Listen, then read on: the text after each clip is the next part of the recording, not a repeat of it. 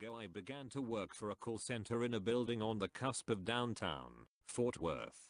The second floor, where the office was located, was just one of several others strewn together in a long L shape, and all were connected with a worn, bluish-gray carpet.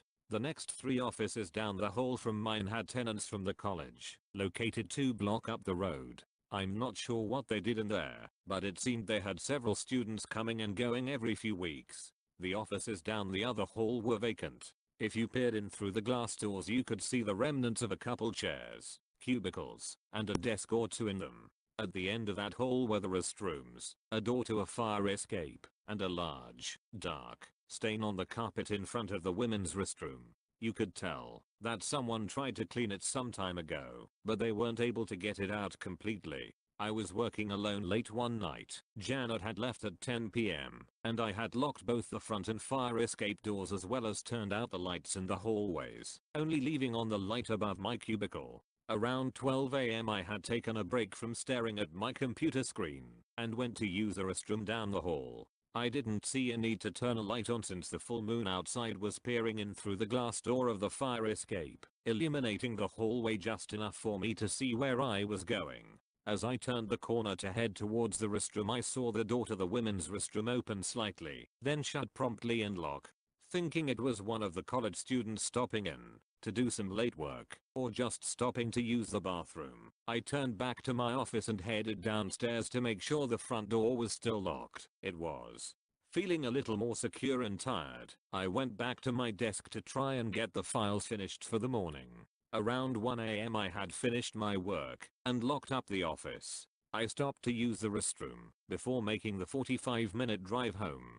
As I walked down the hallway I peered into the offices rented out by the students to see if anything had been moved or if someone was there. As far as I could tell they had remained locked and undisturbed, just as they were at the beginning of the week. I thought to myself they probably just needed to use the bathroom, then went about the rest of my night. For the next couple of weeks things were the same as usual. Then one day, my co-worker's 6-year-old son, who was with us in the office frequently over the summer, said that he saw a strange lady down the hall. We just assumed it was one of the students, and told him not to worry about it.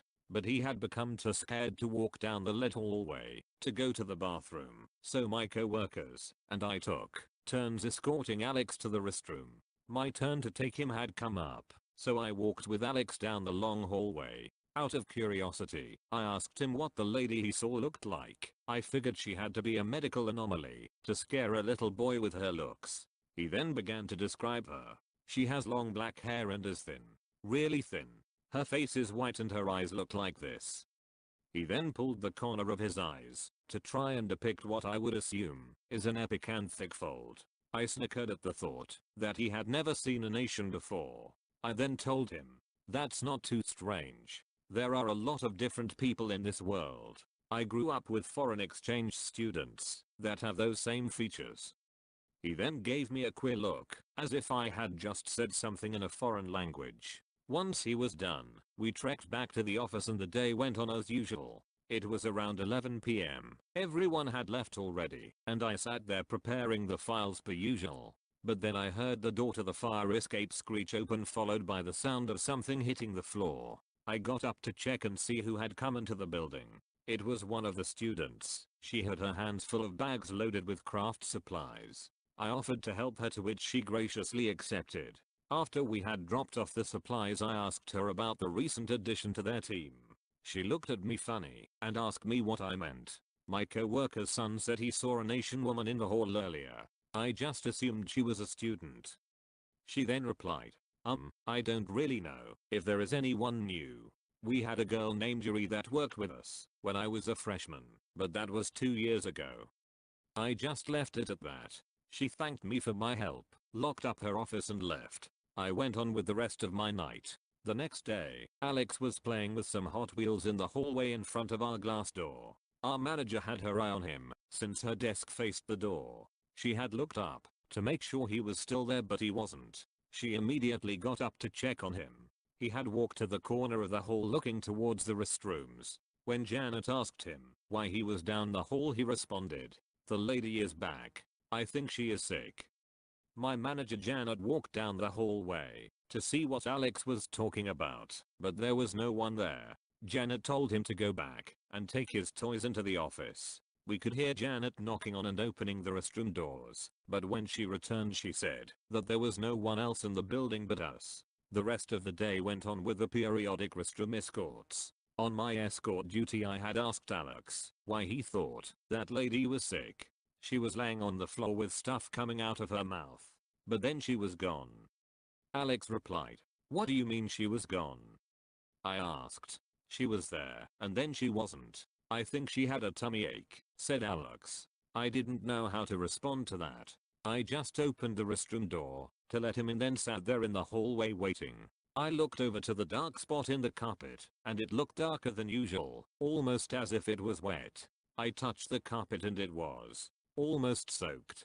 I began to think to myself what if he really did see her? What if she's sick and needs help? Where did she go? But then a drop of water hit my hand and I looked towards the ceiling. There was a huge watermark on the tile above the women's restroom door, and it was leaking. The AC unit on the roof had begun to leak into the building. I shook my head and chuckled at the fact that I had entertained such a far-fetched idea. After I escorted Alex back to the office, the day went on as usual. As I went to let Janet out and lock myself into the building, 2 students came up and asked if I could let them in for a while and then lock the door when they left. I told them that wouldn't be an issue and to just knock on the door. When they were ready to leave, 12 AM came around and I heard the students knock on the door. I walked them down the stairs to the door, and as we walked I asked them about the Asian woman that used to work with them. Yuri was a student at TCU a couple years back, but she had an accident and passed away, said one of the students. Then the other one popped up and said, "Yeah, she came into the office crying. Her boyfriend had just left her after finding out she was pregnant. She asked if she could stay and work on some stuff to get her mind off it. But when we all came in the next day, she was laying on the floor half out the door of the women's restroom. From what everyone says, she broke the mirror in the restroom and swallowed some shards." I thought to myself, that doesn't sound like an accident. But I didn't push the topic. TCU, the school they were attending, is a Christian school and I know what they think about suicide, so I just left it at that. A few days went by as uneventful as ever. Alex hadn't mentioned the mysterious woman in a while, so we figured he had just gotten bored of telling us stories. When I took my lunch, Alex and I sat on the floor. Andrew. He asked me to draw him a giraffe and flowers, some bugs, and other random things, and he colored them in. I then asked him to draw something while I finished my food. A few minutes later he asked me to take him to the bathroom. So I took my last bite and we walked down the hall. He still had his drawing in his hand. I asked him why he brought his doodle with him. "It's for Yuri," he said. "The lady that lives in the bathroom. I drew her a window and flowers, so she will smile." I stopped in my tracks and asked him to repeat himself. "It's for Yuri. She lives in the girls' potty."